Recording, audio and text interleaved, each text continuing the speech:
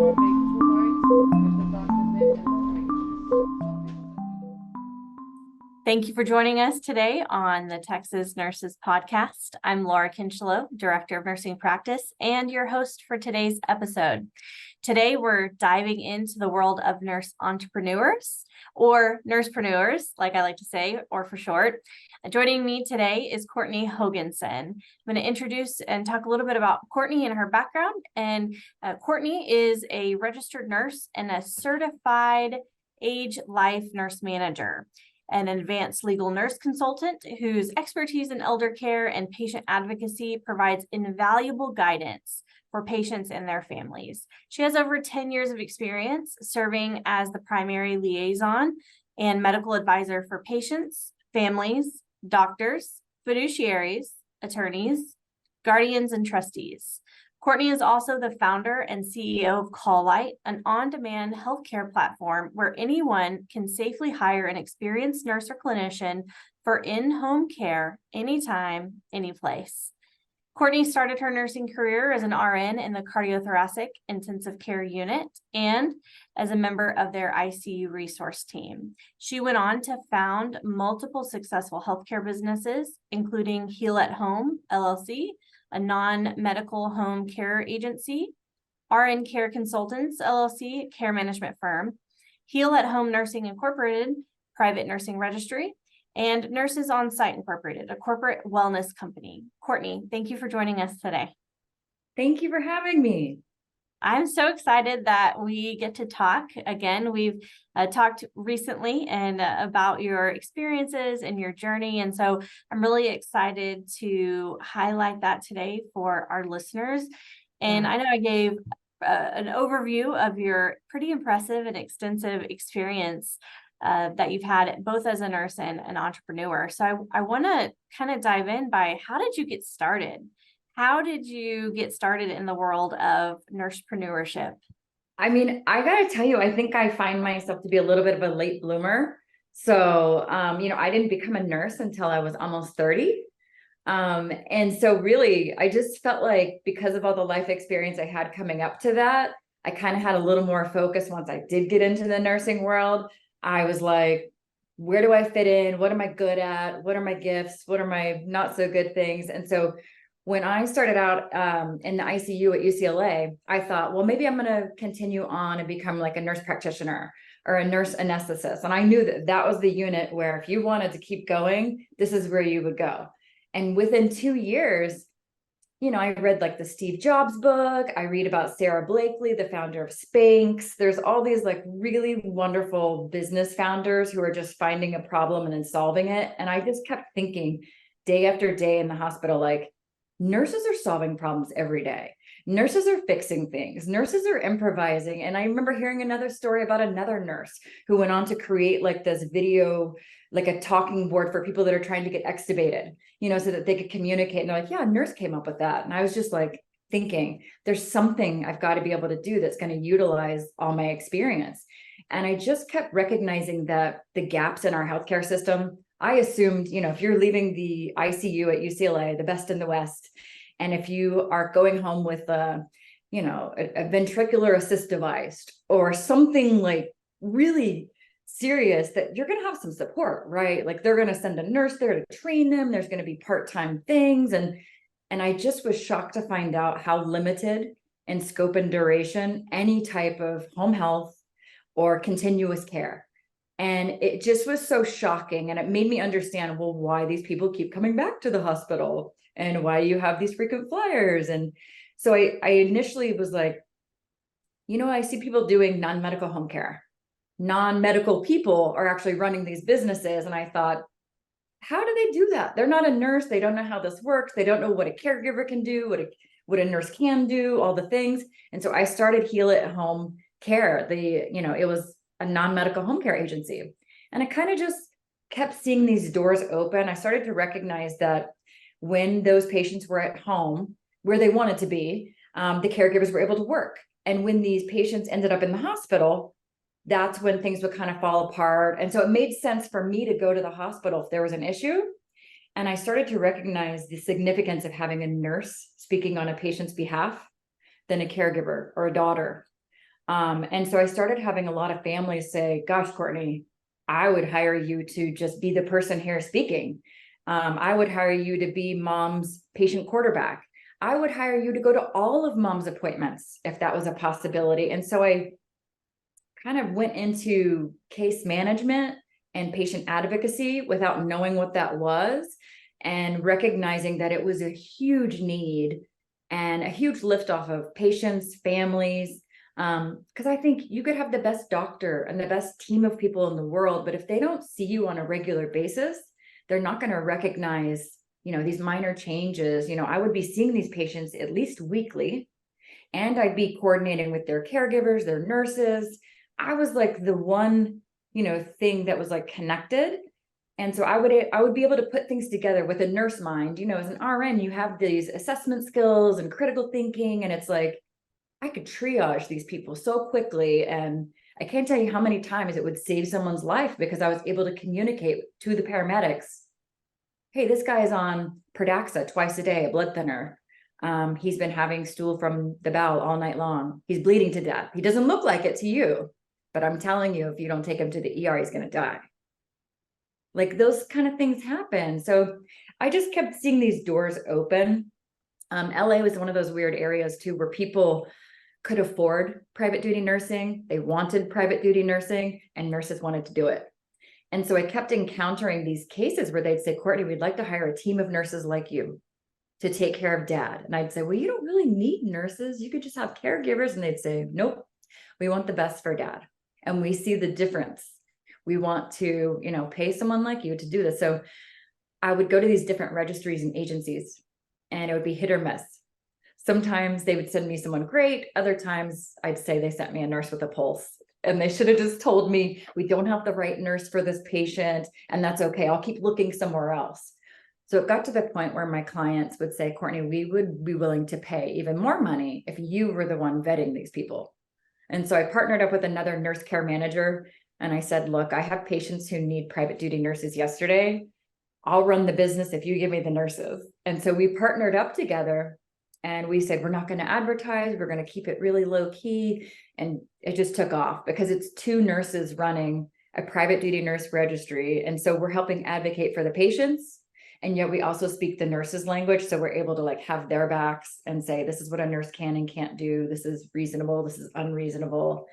And so kind of just went that route. And we got an offer about 1.5 years ago. I wasn't quite ready to sell, but I went ahead and made sure that my next venture, which is Call Light, it's been on my heart for a while, that I would be able to pursue that afterwards. And my attorney made that happen. So now I'm really building Call Light, and I look at it as it's like Heal at Home Nursing 2.0. And it's not just to help really wealthy people, because wealthy people are super connected. They've got a lot of disposable income. There's not a problem. But I encountered so many families who maybe they didn't have all that money.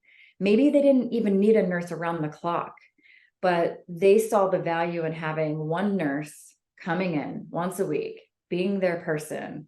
And then sometimes it's just someone coming home from the hospital and they just need a little bit more transition, like assistance. And so I just thought, there's got to be a better way to do this than Craigslist. There's got to be a better way for people to find nurses than just a registry, just an agency, or standing outside of a really nice hospital at change of shift and looking for nice nurses. Like, that's just not, it doesn't make sense. So Call Light has always been in my heart to build this thing where these nurses are vetted. These nurses, their experience is checked, their references are checked. They all have malpractice liability insurance. And you get to choose your nurse, and your nurse gets to choose your patient, because most of these patients, I think, unless you need to be in the ER, the OR, or the ICU, you could probably be at home. And most of these patients recognize that. And so it's really just a matter of setting up those systems. And Call Light is really meant to be a platform and a tool for nurses and for patients and for families to kind of build that team, because it takes a village. No matter what you do, it takes a village. You can't just have one person be there 24/7. Well, and as you talk about this village, it makes me think of, like, we're not just a nurse? And I hear so many nurses say that, well, I'm just a nurse. And I'm like, no, you're a scientist and a researcher and an innovator. And, you empower and you inspire and you support and encourage. And I think about, being a nurse pursuing business, that I didn't take a finance course in my undergraduate nursing program. So tell me, I think, my assumption is being in business is probably not the easiest thing in the world. And, being a woman in business and being a nurse in business. So, tell me a little bit about that process. Like if someone were to be listening into this episode of like, I have a really great idea and I know I need to start a business. How did you get started? You mentioned having a great attorney. You mentioned partnering. What does that look like for a nurse with a great idea? Yeah, I would say my biggest thing is don't quit your day job. Even if you have a great idea, don't quit your day job because that's too much pressure to just, and the thing is, you're going to be testing things and seeing what works and what doesn't. I think what worked really well for me is I kept my day job. So I even switched to the resource team where I could be more flexible and all the things. But what I did was I didn't know how to run a business. I'd never started one before, my first business in 2012. So I started researching, I started grabbing books. Like I picked up a book called Home Care How To. And I look at the book now, I'm like, that's so cute. I didn't know anything. But like, you have to start somewhere and you have to know where you're going. And, you really just have to ask for help too. And you'd be surprised how, like, if you mention, hey, I'm a nurse, I want to start a business, you'd be surprised how many other nurses would help and be a mentor. And I just always found another nurse that was maybe a little bit ahead of me, or was doing something that I admired. And I would just introduce myself, and almost always they would say, hey, if you ever need anything or need advice, and I would call them every now and then, not too much, but I would just say, hey, I don't know what to do about this. Because I think when you're going into business alone as a solo entrepreneur and as a nurse, you got a lot of things set against you. Like for one, you just want to help people and you're going to give everyone a discount because you care.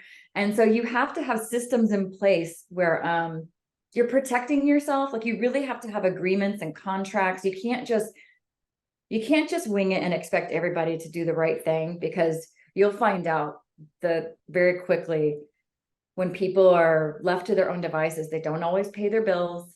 They don't always do the right thing.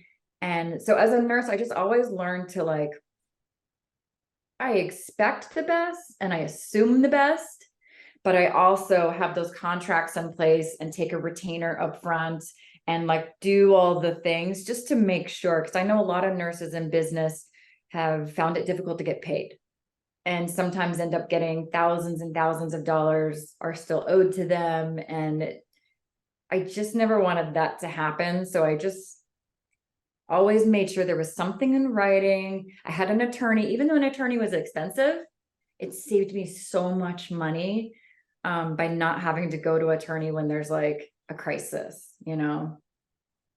Yeah, I think there are a lot of people out there that will help a nurse with a really great idea. I mean, I worked with software development, and when I went to conferences and I met small startups, and I made it my mission to go around and say, you work in the health IT space, who's your clinical consultant?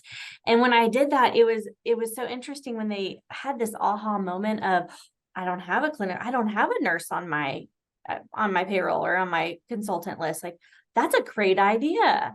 And like, yes, because partnering with nurses, you can get stuff done. We are really creative when it comes to workarounds, but to use that workaround and put it into a sustainable process or application or innovation, that's where we can see that long-term impact, not just affecting maybe our individual patient, or, if we're in acute care settings, our unit, we see a lot of projects that are unit specific or maybe even hospital specific, but being able to disseminate that further. I mean, there's a lot of impact that we can make as nurses, if you just can overcome some of those barriers. And I think it's, a lot of fear around it, having your own business, there's a lot of fear. I mean, I think having an attorney is a great start. but again, like the fear of, oh, do I go ahead and make that investment into my work and my business? The answer is yes, is what I'm hearing you say. It's like, yes, you get an attorney, Yeah. get a CFO, get somebody to help you with your books, if you need that. And that's a good way to get started, I think. Yeah, absolutely.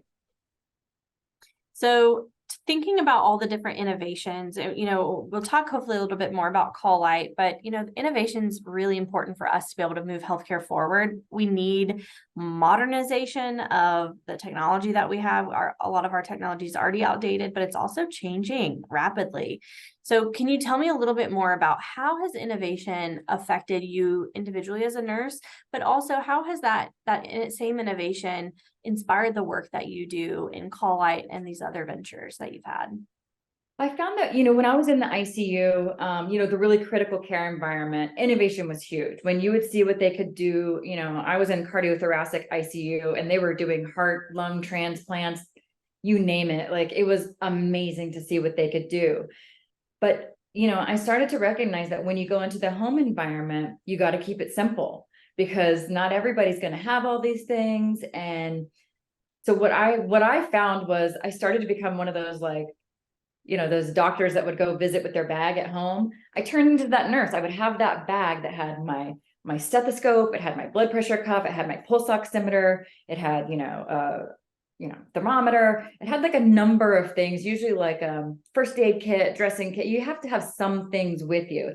And so I found that if I always just had that in my car, it kind of didn't matter if I was at a patient's home or what have you. Like, I would have the basic things where I could check their vital signs. I could see these certain things. But I found that even with technology, we've got so many great things, but also it comes down to, is this the right person in your home? Because I think of when you're inviting someone into your home, it's such a vulnerable and intimate situation. And not every nurse is going to be a great home nurse. Like, there's some great ER nurses and ICU nurses, but if you put them in a home environment one-on-one, they might be bored to tears. They might not thrive. Let's put it that way. So I found just technology can be really fantastic, but it's also like, you can't always rely on it. It's not always going to work. We see that all the time, like when Zoom's not working or whatever is not working, like nurses know how to improvise. So I do love that. I love seeing what nurses come up with, because it's like, my patient still needs my help. I'm not just going to just leave, just because you don't have this thing you say I need, like, I'm going to have to improvise somehow. So I've just found that, like you said earlier, I think there should be a nurse on every single one of those teams that's working on, whether it's technology, whether it's medicine, whether it's delivery systems. Like, you really need someone like a nurse who sees the patient side of you, sees the business side of you, sees, what all the other ancillary partners in the care system.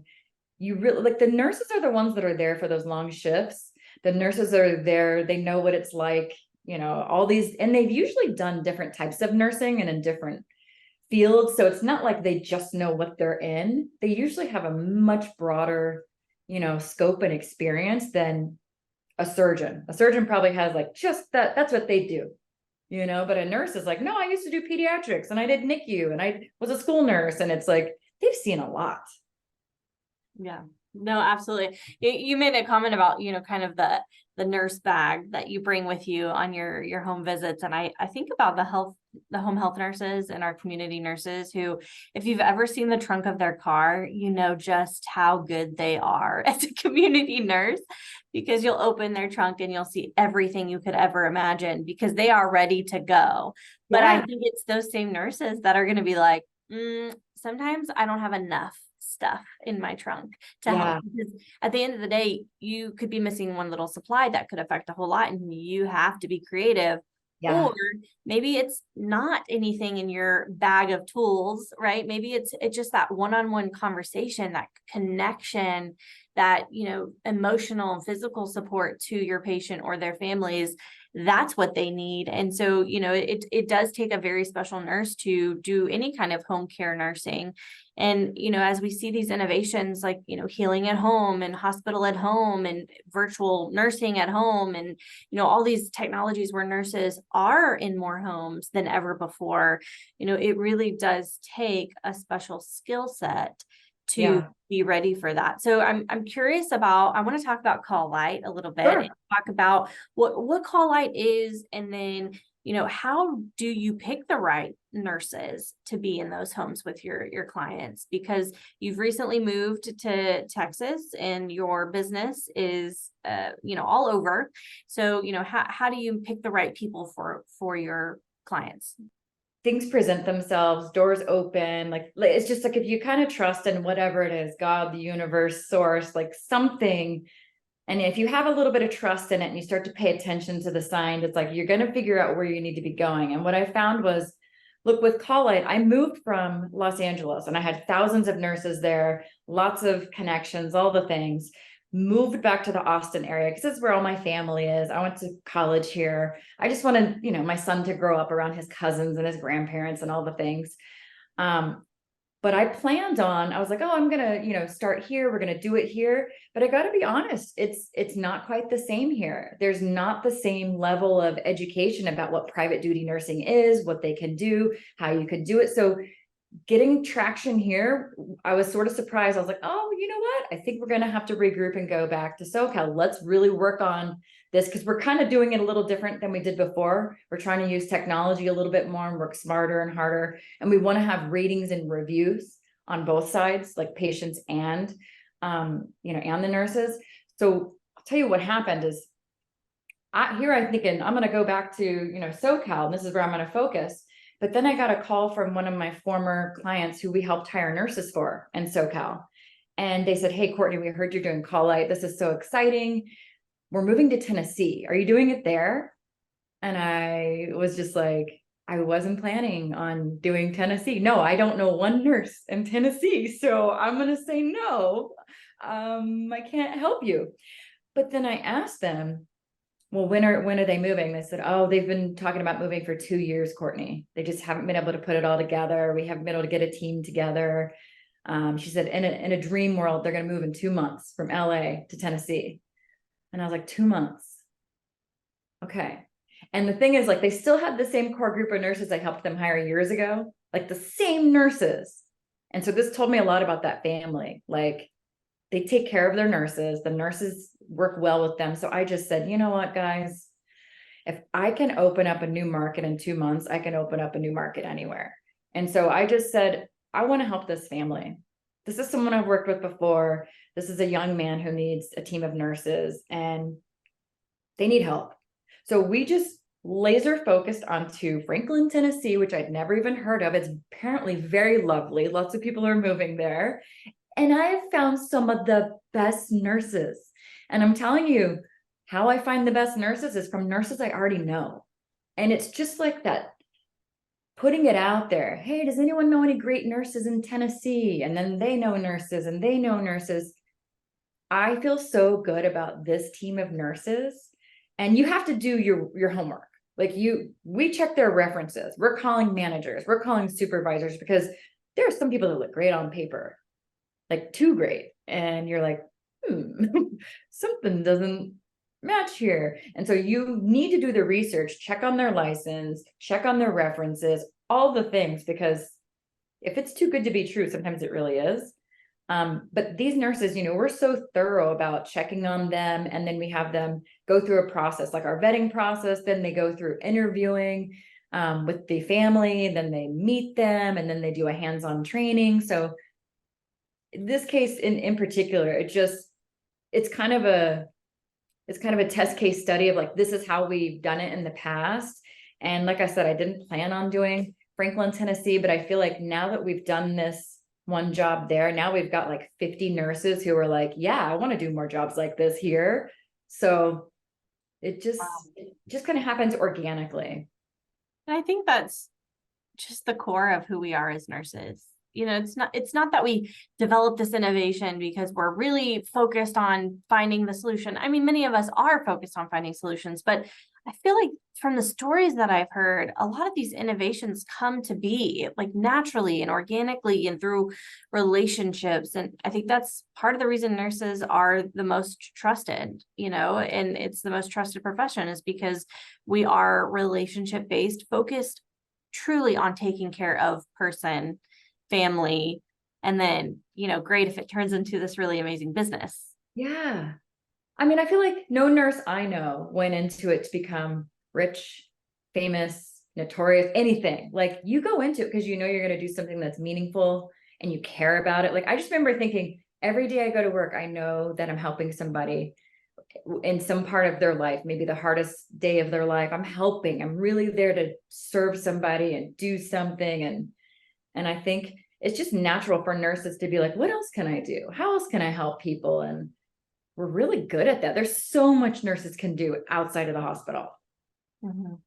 Now, I'm sure this journey hasn't always been easy for you. And I know we talked a little bit about like, what would you say to someone starting a business, but considering your experience in business and as an entrepreneur, what are some of the barriers that you've overcome, and how have you gotten past those?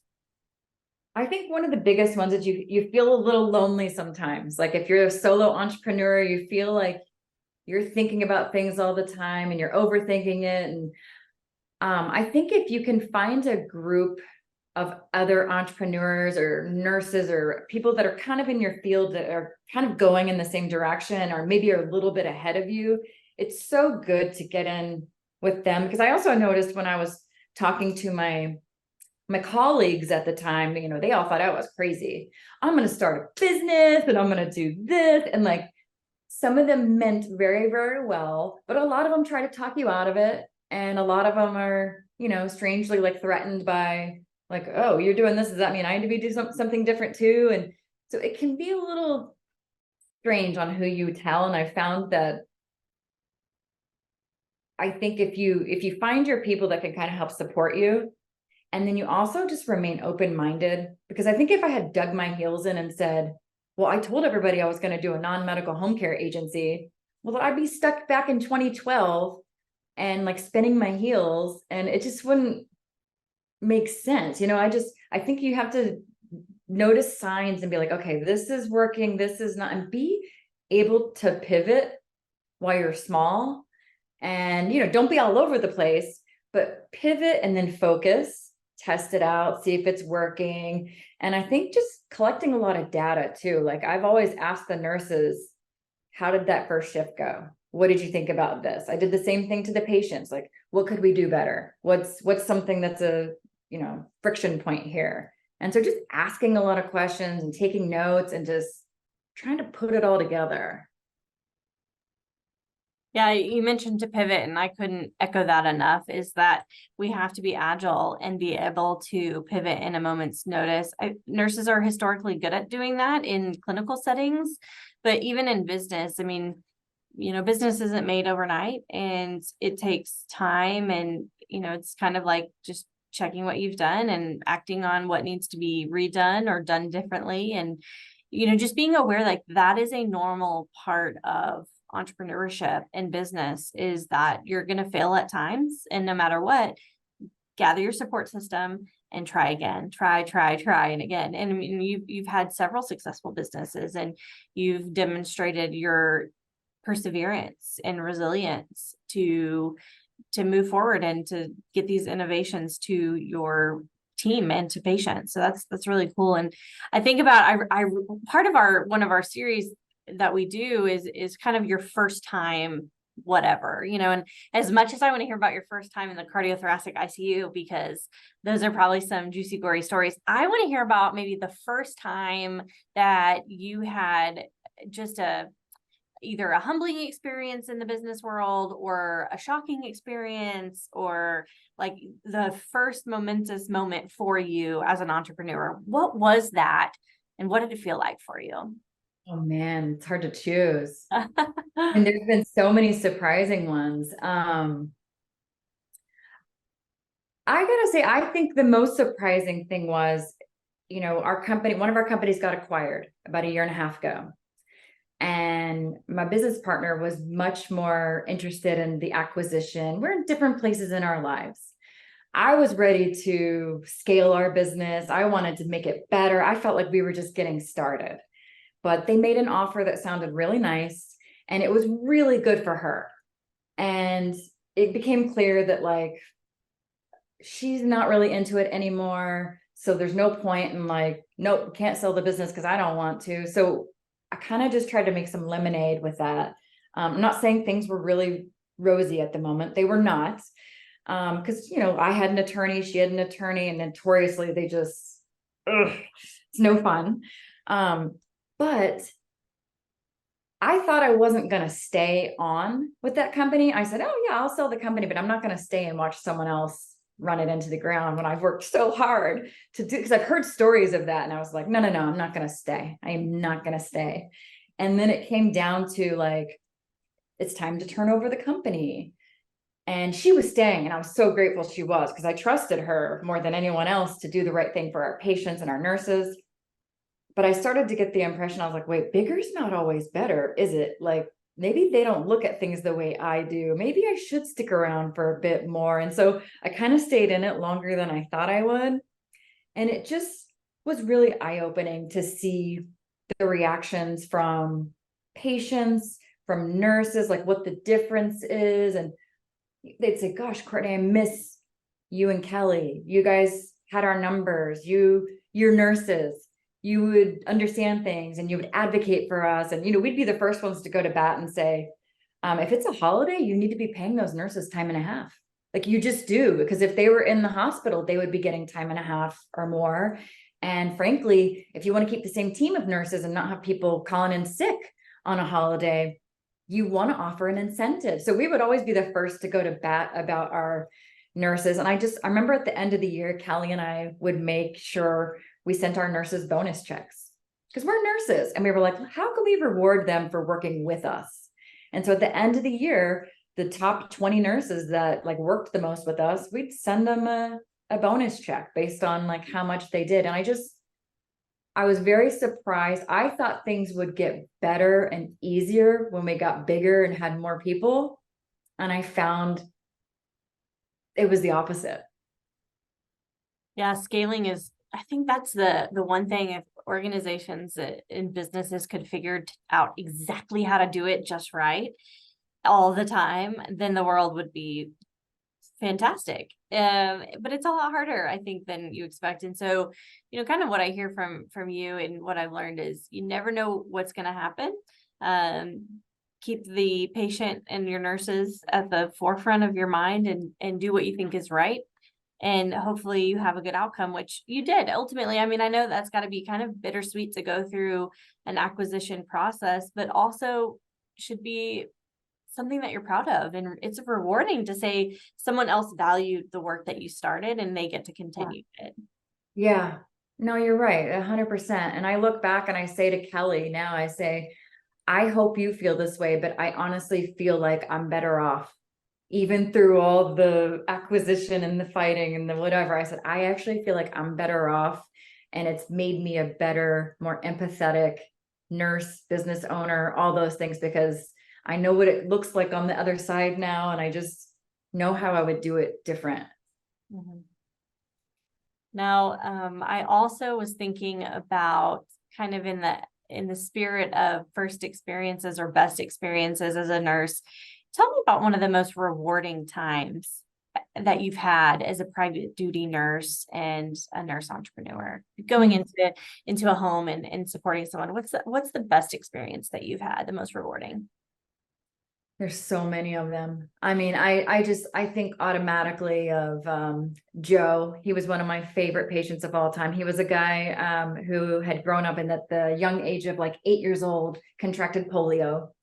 And he was in the hospital for the first year of his life, not his first year, for an entire year of his life. They said he'd never walk again, all the things. And I met Joe when he was in his 80s. He had already had a long life. And when I met him, he was kind of knocking on heaven's door. And his daughter-in-law had reached out to me and said, hey, I need someone local in Los Angeles to help see what's going on with Joe. Joe's in the ER, things are wrong, blah, blah, blah. And so I just hit the ground running with this guy. And it's like we've known each other for lifetimes because he and I just, it's like we were like a little comedy team. But this guy was seriously knocking on heaven's door. And I think he thought his life was over. He was just like, well, this is it. I'm done. You know, like, this is it. I'm dying. And then like being able to go there and be his advocate and say, Joe, here's what next steps are. Okay. I know you have prostate cancer. I know you have this, and I know it's this, and I know it's that, but you're not dying right now. You're really not dying right now. And so we got him into this really nice boarding care home. That's what we call them in California. It's like a nicer sort of home, only 6 residents. And we got him in there, and you'd think he'd be like, no, I don't want people taking care of me. Within 1 week, he was like, this is the best thing that's ever happened to me. I am so happy. Do you know they feed me? They bathe me. He was so amazing. He would say, at one point I said, Joe, should we move you? Everyone here has cognitive impairment except for you. And I just feel like I'm assuming we want you to have colleagues you could talk to and all the things. And so here I'm already planning like, okay, where's a place that's got people for him to talk to? And thank goodness I asked him, and I said, Joe, so I'm thinking of looking at other places, and what do you think of this? And he says, why would you do that? Why? And I was like, well, Joe, I'm just thinking of you. And he goes, Courtney, these other residents, they're crazy and I don't understand them, but they're my crazy. And they do not argue over what's on the TV, what we're doing for the day. And he's like, and I am like everyone's favorite because I still speak the, you know, the language of the caregivers. And he was like, you could never move me out of here. I've never been happier. And I just remember being like, what did I think I know? Like, you know, I was like, I thought I was the expert. And I was like, well, he's going to need to move to another place, you guys. And he's like, no, this is my place. I'm staying. And like the last 2 years of his life, where he would say those were like his golden years. And, you know, I got to go visit him on a weekly, if not more, basis. And it was just one of the most meaningful relationships of my entire life. And I still think of him all the time. That's really special. It's so sweet. But I mean, there's just such a rewarding experience that nurses can have working in home care and in private duty nursing. You hear about all the different aspects of nursing care in the community, you know, whether that's through a church or through schools or through public health nursing. But, you know, you hear of also concierge nursing, private duty nursing. I mean, those are really potential avenues that nurses can look into. So, you know, I know we're just about out of time. I want to give you the option, you know, of is there anything you want to leave listeners with to know more just about being a businesswoman, being an entrepreneur, a nursepreneur, you know, anything that you want to leave the audience with today? I just found, I think what's made me successful is I never went into nursing or the businesses that I did thinking, well, this is a great business idea. I more or less looked at it as like, what are the gaps that I can personally fill with my gifts and with my talents and my experience? And I just kept open-minded about it enough until I found like this really good fit. And sometimes it'd be like, Courtney, can you write a care plan for court? And I'd be like, well, I've never done that before. What does that entail? And I'd learn how to do it, and I'd do it. And it was like, oh, that was great. I don't know if that's for me, but I tried that. And, you know, just like trying all these different things, but then always remembering why you got into it.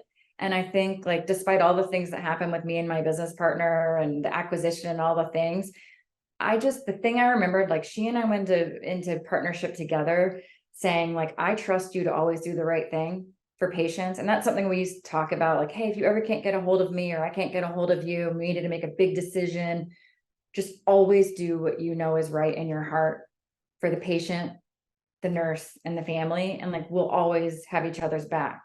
And so I think if you just always remember why you got into it, what you're there to help people.